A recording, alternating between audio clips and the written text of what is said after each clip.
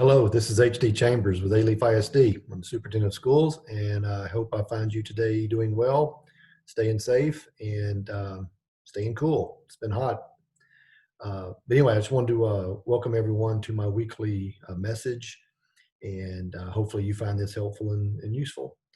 I want to cover really 4 or 5 things that have to do with support for families and for staff, which ultimately leads to support for students.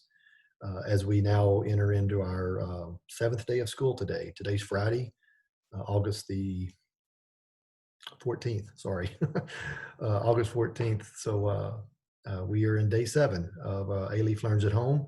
And while we have a lot of positive and confirming examples of how well Alief Learns at Home is going for many of our students and many of our staff members, we're also fully aware that we still have work to do in several areas, both in the area of making sure all families in our community know that school is in session. And even though we're not in person, we are in session. School has begun in Alief, and we need to make sure that your child is enrolled, registered, has a schedule, and is going to school. And we also want to talk a little bit about for those families that are enrolled, whose children are enrolled, and some additional support that we can give to you as you try to help your child navigate through the Alief Learns at Home. Forgive me 1 second. I'm going to look at a quick note of mine. So I want to start with encouraging everyone that watches this, particularly family members and parents.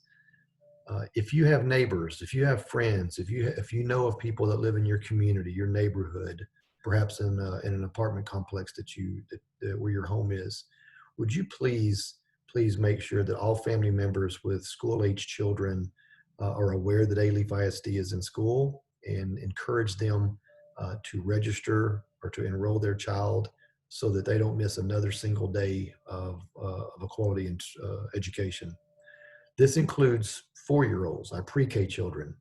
And in particular, I want to talk to families who may have 4-year-old children in their household. We have full day pre-K in many of our schools. And so if you have a 4-year-old, I highly encourage you to contact the school district or the school within your community and register your 4-year-old so that your child can benefit from a quality pre-K program in a virtual environment while we look to an opportunity to transition to in-person. But for everyone else, I want to make sure that everyone is aware in our community that school is in session. Please register your child, enroll them. But in particular, our 4-year-olds, we are down a little bit with our 4-year-old population, and we know you're out there. We know the 4-year-olds are out there. So moms, dads, aunts, uncles, grandmas, grandpas, friends, if you have a 4-year-old in your home, please make sure they're registered for school. And we actually do have a very appropriate education opportunity for those children. So even at 4 years old, 5 years old, we really do.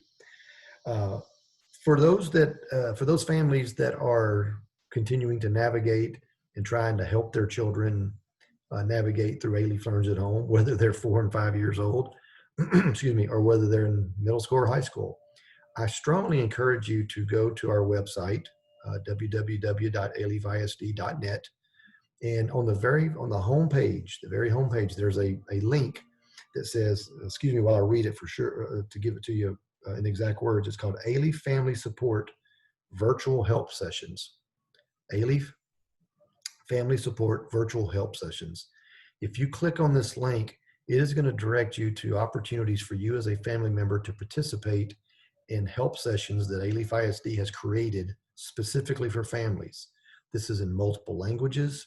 It's for multiple grade levels. It's multiple age children, but it's for you, moms and dads, parents, family members who are trying to help your child get as much out of the Alief Learns at Home as possible. We have created a support center, and we have virtual lessons, virtual opportunities to lead you through examples and opportunities on how you can help your child. So again, it's on our homepage. It's called Alief Family Support Virtual Help Sessions. Also, if you're a family and your child is in need of counseling services, you will find in that link all kinds of resources and all kinds of opportunities for you to navigate for your child to find counseling services, both within our school system, and we have a very, very robust counseling system set up for children and for families. But I encourage you to continue working through those issues by utilizing our websites so we can support you in the best way we can. So again, visit our website. And then last but not least, on our website, if you have any questions, any concerns about Alief Learns at Home, there's a link that's called Alief Learns at Home. You can click on. There's a section for parents. There's a section for staff. And then last but certainly not least, you can always click on the Contact Us button and submit your questions or concerns. So just want to make you aware of those things as a parent as we continue trying to improve our Alief Learns at Home virtual school for the time period that we're in this situation. For those families who have filled out free and reduced applications for your either free or your reduced price breakfast or lunch for your children, I want to just remind you that we are having curbside pickup, meaning families come to their child's school every day between the hours of 5 p.m. and 7 p.m. Every day between 5 and 7 p.m. If you have a child in an elementary school, an intermediate school, or a middle school, you will pick up your child's meals at your child's school. If you have a child in high school, regardless of the high school they attend, you can either pick them up at Taylor High School or you can pick them up at Elsick High School. And again, that's meals, both breakfast and lunch for every child that qualifies. Be sure that you've submitted the applications, the documentation, and people will help you do that if you drive up to the curbside pickup. But it's between 5 p.m. and 7 p.m. Monday through Friday. The only days we will not be doing it are on weekends and on holidays. So just be aware of that. We're, I want to just kind of continue encouraging parents that as every day as your child has begun and as your family has begun to get into a rhythm of school. Now that we're in our 7th day, you're probably getting into some habits and some processes that works for you, your family while you're at home. I just want to encourage you to continue making sure your child is going to school because they need to be at school.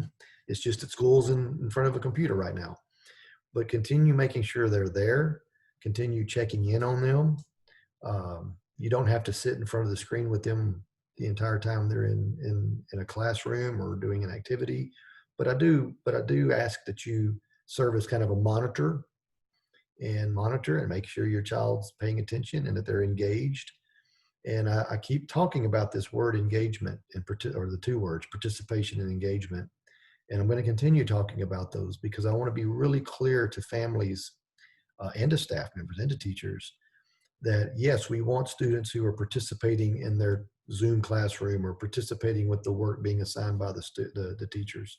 Yes, we want the students engaged in conversations, engaged with turning in homework and turning in the assignments that they've been tasked with performing.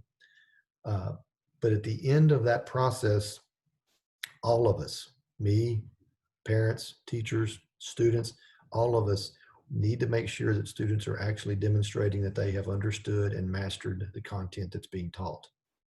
So that's always a challenge, whether it's in a virtual environment or whether it's a student sitting in front of a teacher in a classroom.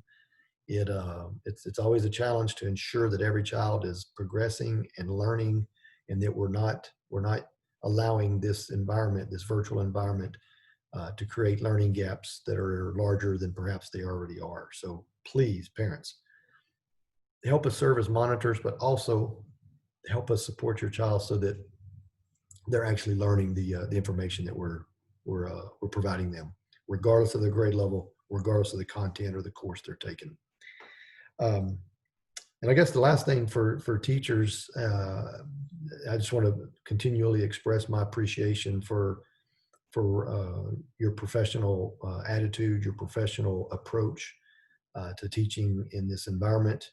I know some of you are were scared to death or were really struggling at first. And as you've as you've gotten into it, and as your colleagues have helped you, and as you've sought your own professional development on improving your skills in this environment, um, I know it's all over the landscape. I mean, it varies from teacher to teacher, but know how much the school board and I appreciate your professional approach to your profession and what's been asked of you and the way in which you're approaching it.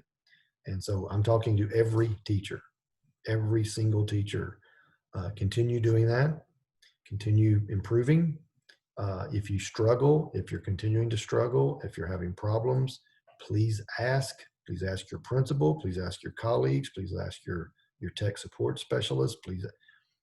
We have so many things set up to provide professional development and support for you. Please take advantage of them. Please take advantage of them.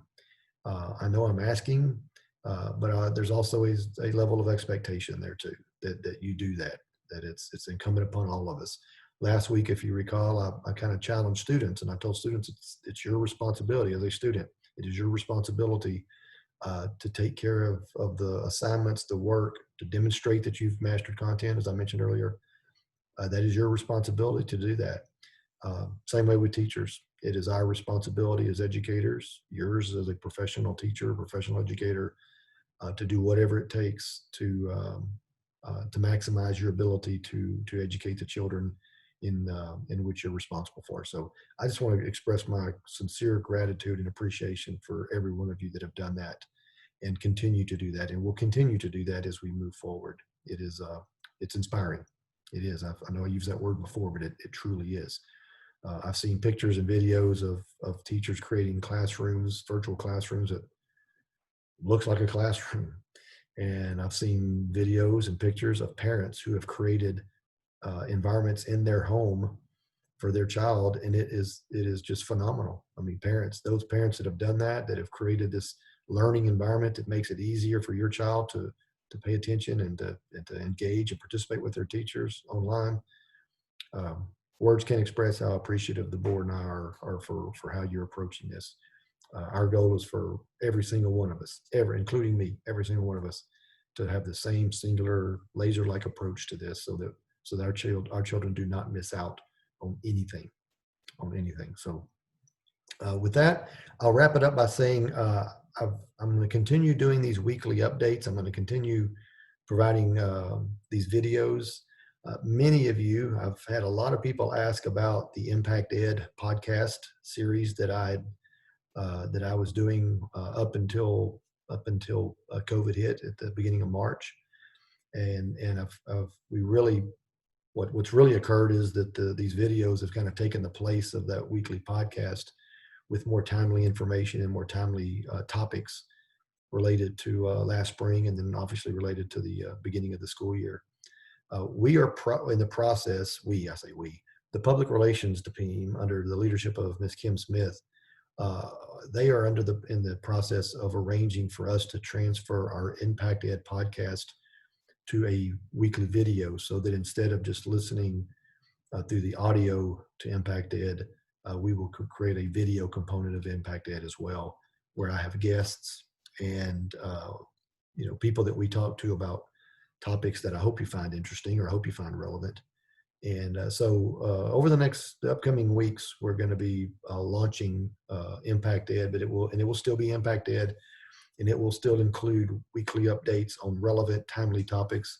But it will also include guests, and it will also include topics that while we may not be focused on them right this second, because there are other priorities in place, there are things that we will be talking about in the foreseeable future for when we decide to start bringing students and staff back for in-person.